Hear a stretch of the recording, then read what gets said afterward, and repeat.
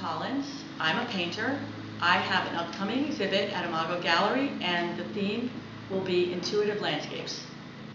When I come into my studio, I oftentimes sit down and with my sketchbook, and I try to get more centered and loosen up a little bit and slow down.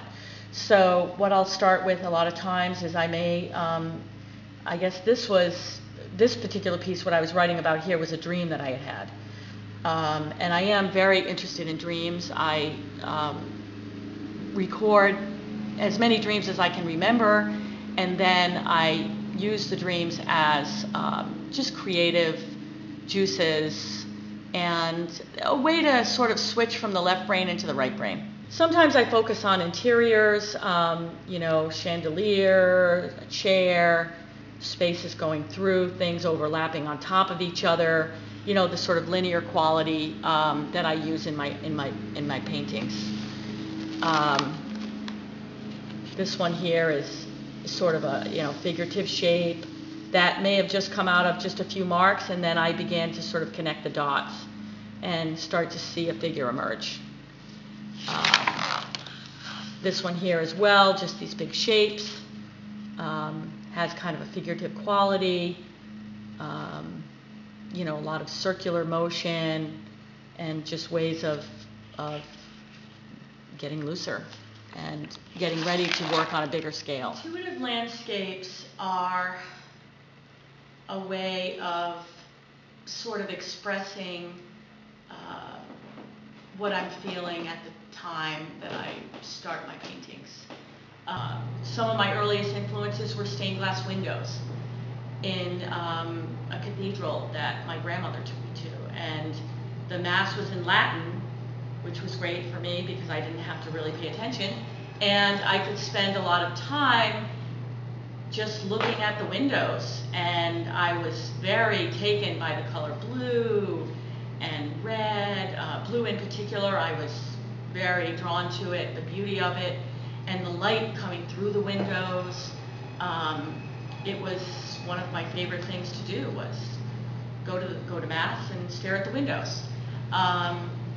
And I think that those transparencies and all of that plays into this intuitive way of working. It's using everything you've seen and come across and trying to let it just kind of emerge as you're working and not controlling it too much. When I think of a landscape, I think of being able to look through things. You could be looking into a room and seeing things from a distance. You could be looking through the forest and light will be coming from behind. I see things that layer on top of one another in a landscape, that they line up in a certain way and have a certain order. And in drawing the landscape, there's the hard edges where the light is very extreme, and then there's the soft edges where the light is more blurry with the objects. What I'm doing here is I'm mixing a little bit of titanium white, and I'm mixing it with some clear gesso. And the clear gesso gives the paint a grittiness to it, and it's very matte, so if I want to go back in and draw over, I can. If you use just straight acrylics, it starts to get very slick, and you can't use drawing materials, which I love to draw, so for me, the line is very, very important. So what I'm going to do right now is this green right here, I don't want this green. So I put it there because I wanted to have an undercolor that would come through. So I'm going to go in and I'm going to cover this green, and at the same time, I'm going to have a sort of a shadow, an undercolor that's going on there that I think I'm going to like a lot better than what's happening right now. And I also, the background color is getting too dull, so I'm going to want to integrate that in a little bit. Right now what I'm going to do is I'm going to spray it because I want to soften these edges a little bit. And I'm going to let some of this water come through, which will leave a little bit of reveal of what's going on underneath. Now, I might decide later on that's got to go, but right now, you know, I'm going to let that happen. This piece that I'm working on right now is inspired by these collages that I was doing. I love to draw, but in these pieces, I was interested in bringing in larger blocks of color and try to integrate those with drawing and tie them into my previous body of work. I used the idea of line as the guiding force, but I also wanted to add in blocks of color. And basically that's, you know, how I constructed these pieces. I started with this one here, which I'm not 100% done with this right now. I feel like it needs a little more of an anchor or something heavier to happen. Not quite sure what that is yet, but I do put them off to the side like this when I feel like they're very close to being finished.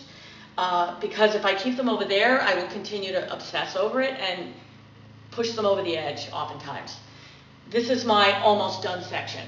So this one, I'm feeling pretty confident about it.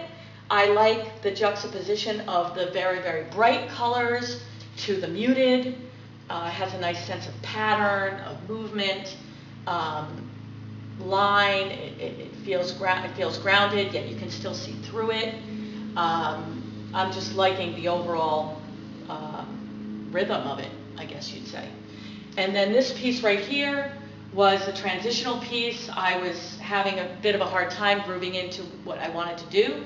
So oftentimes what I'll do is I'll grab a piece of paper and I'll just back off to black and white. And I decided to use a little bit of yellow, a little bit of gray, but basically just a tonal drawing. And I do it really, really quick. It came out very sort of industrial but very landscape-ish. And I like the outcome, so I put it over here.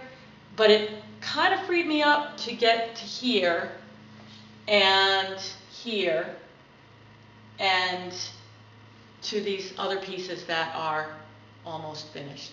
This piece is a progression from the other pieces that I've been working on. It's definitely less open, but also I am still doing this sort of layering, and you can still look through the colors to see what's going on underneath.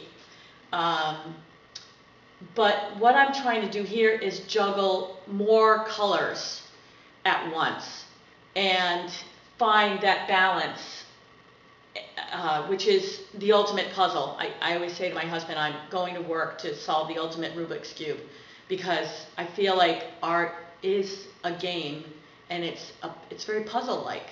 And the pieces all have to fit together with all of these different elements that you're juggling. And so warm and cool, dark and light, transparency, pattern, movement, line. This is, again, there's line in this, but it's not the dominant feature. So this is sort of like a little new sort of step that I'm taking. Or I should say revisiting, because there were paintings in the past that I did very much like this, and I abandoned it to get maybe more to simplify.